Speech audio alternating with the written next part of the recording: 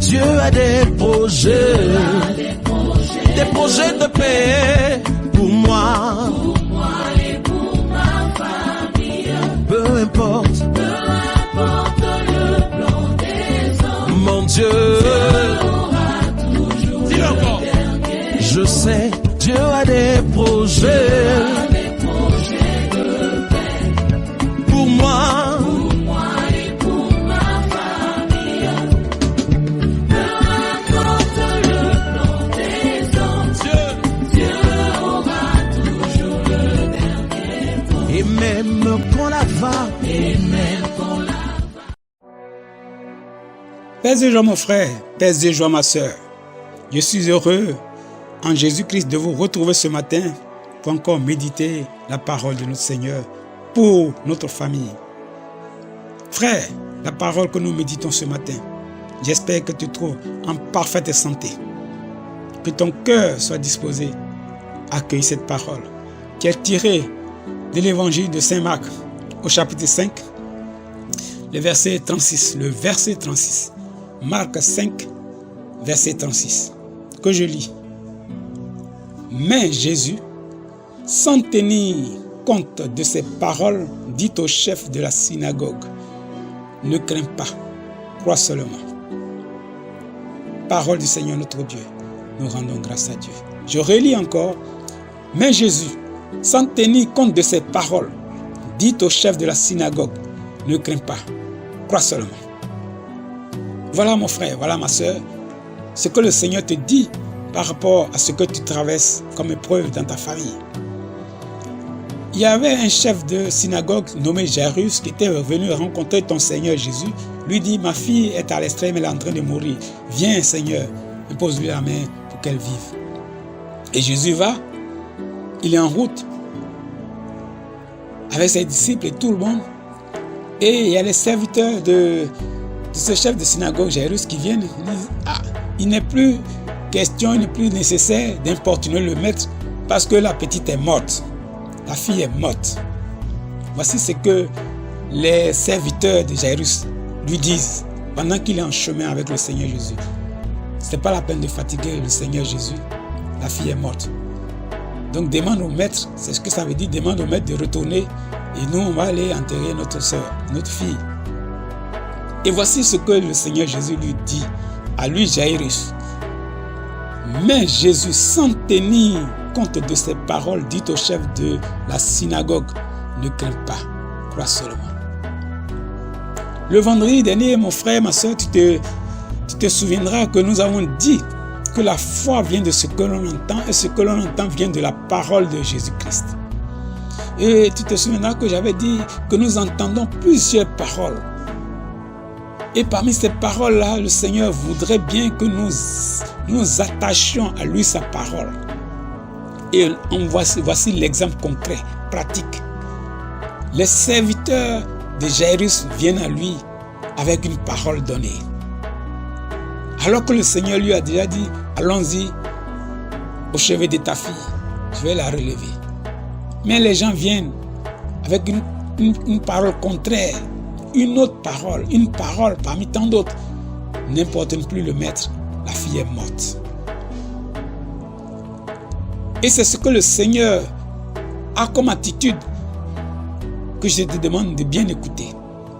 La parole nous dit, l'Écriture nous dit, mais Jésus, sans tenir compte de ses paroles, sans tenir compte de ses paroles. Tu te souviendras que nous avons dit, il y a plusieurs paroles que nous entendons. Est-ce que tu les prends en compte? Quel intérêt tu leur accordes? Quel intérêt tu leur accordes dans la gestion de ta famille, dans ta vie familiale, dans ta vie conjugale? Mais Jésus, sans tenir compte de ces paroles. Est-ce que tu peux dire aujourd'hui, je ne tiens pas compte de ces paroles que les hommes m'ont dites? Je préfère m'appuyer sur la parole de Jésus, en tirer la foi nécessaire pour avancer. Mais Jésus, sans tenir compte de ses paroles, sans tenir compte de ses paroles, combien de paroles n'as-tu pas entendues? Combien de paroles n'as-tu pas entendues? Qu'est-ce que les gens ne t'ont-ils pas dit sur cette situation que tu traverses, que tu connais. Mon frère, ma soeur, quel intérêt tu as accordé à cette parole par rapport à celle que tu as entendue? Jésus dit, fais comme ton maître, le Seigneur Jésus, dont l'Écriture dit, sans tenir compte de ses paroles. Il n'a pas tenu compte de ces paroles, des paroles de mort qui annonçaient le décès de la petite. Il a marché sur ces paroles. Il a oublié ses paroles. Il a fait comme s'il n'a rien entendu. Il n'a rien vu. Il s'est concentré sur son objectif, la guérison de l'enfant. Il voyait déjà l'enfant guéri. Il voyait déjà l'enfant marcher. Il voyait déjà l'enfant manger. Il dit, il n'a pas tenu compte de ses paroles. Et qu'est-ce qu'il dit à Jairus? C'est ce qu'il te dit aujourd'hui. C'est la même parole qu'il te dit aujourd'hui. Ne crains pas, crois seulement. Selon que nous avons lu le vendredi dernier, que tout est possible à celui qui croit. Il te répète la même chose aujourd'hui. Mon frère, mon fils, ne crains pas. Ma fille, ne crains pas. Crois seulement. Crois seulement. Cette situation, elle n'est pas définitive. Cette situation n'est pas perdue.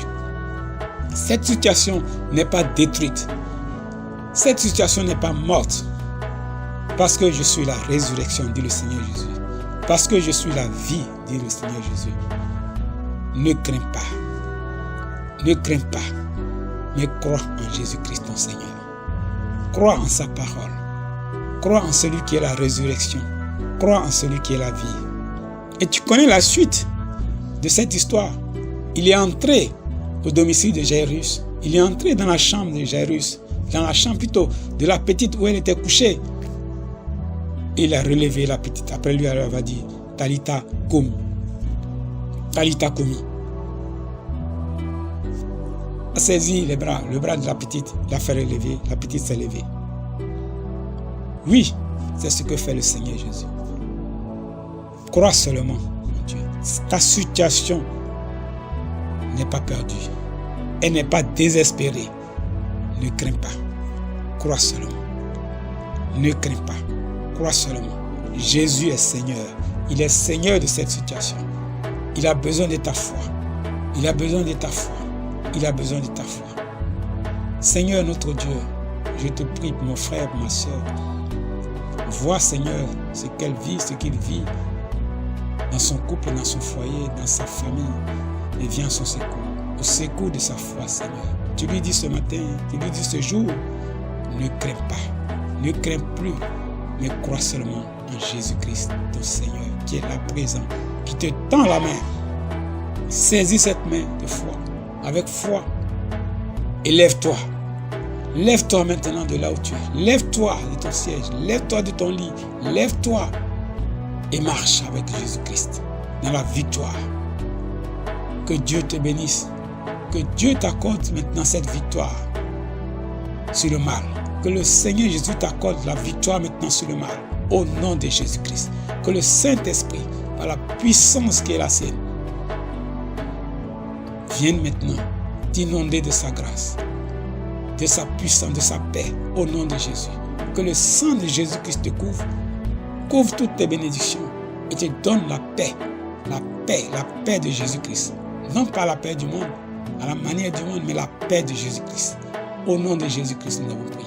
Que Dieu te bénisse. Que Dieu te bénisse, mon frère. Que Dieu te bénisse, ma soeur. Nous serons donc à vendredi prochain, si Dieu le veut bien. C'était ton frère, Priva Epiphane, de l'ONG Action Chrétienne. À vendredi prochain donc. Mais d'ici là, garde toujours le contact avec le Seigneur Jésus et sa parole, par la puissance du Saint-Esprit. Amen, amen, amen.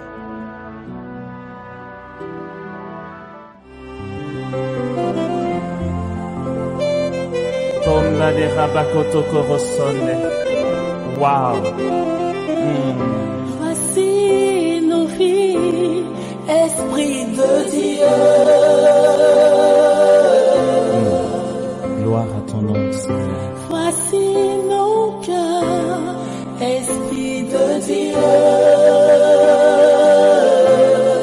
Et tu es puissant, Jésus. Voici